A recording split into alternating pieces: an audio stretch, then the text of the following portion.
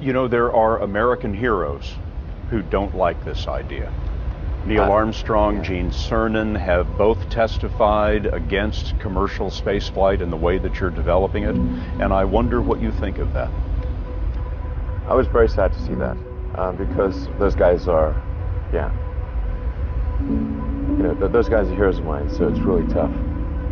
I wish they would come and visit and see the hardware that we're doing here. And I think that would change their mind. They inspired you to do this, didn't they? Yes. And to see them casting stones in your direction. It's difficult. Did you expect them to cheer you on? Certainly hoping they would. What are you trying to prove to them? What I'm trying to do is to make a significant difference in spaceflight and help make spaceflight accessible to almost anyone.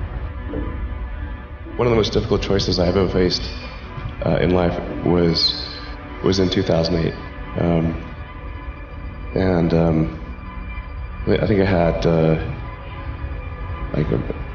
maybe $30 million left, or $30 or $40 million left in 2008. And I had two choices. I could put it all into one company, and then the other company would definitely die, or split it between the two companies. But if I split it between the two companies, then both might die. When you put your blood, sweat, and tears into creating something, building something, it's like a child. And so it's like, which one am I going to let one starve to death? I couldn't bring myself to do it, so I split the money between the two. Fortunately, thank goodness, they both came through. What was your biggest failure, and how did it change you? Well, there's a ton of failures along the way, that's for sure. Like, so as I said, for SpaceX, the first 3 launches failed. And we're just barely able to scrape together enough parts and money to do the 4th launch. If that 4th launch had failed, we would have been dead. So multiple failures along the way.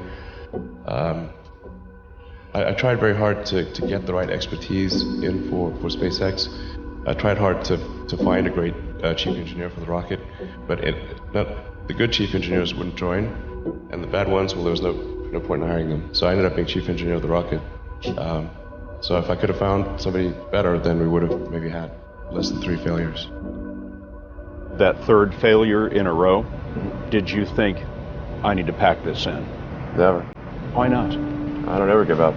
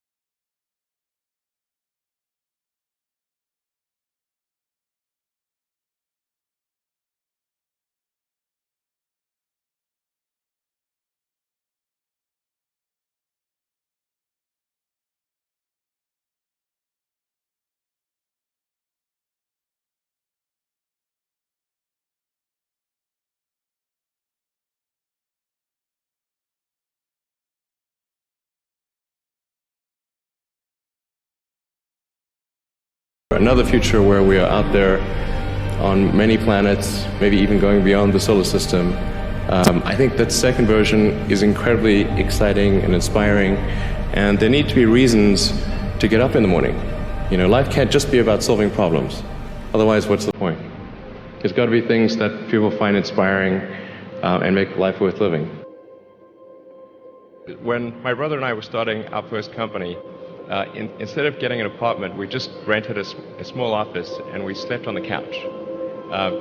And we showered at the YMCA, and we're so hot up we had one computer, so the website was up during the day, and I was coding at night, 7 days a week, all the time. And I sort of briefly had a girlfriend in that period, and in order to be with me, she had to sleep in the office. So work hard, like I mean, every waking hour. That's the thing I would say particularly if you're starting a company. Whatever area that you get into, given that, you know, even if you're the best, there's always a chance of failure. So I think it's important that you really like whatever you're doing. If you don't like it, life is too short. If you like what you're doing, you think about it even when you're not working. I mean, it's something that your mind is drawn to. And if you don't like it, you just really can't make it work, I think.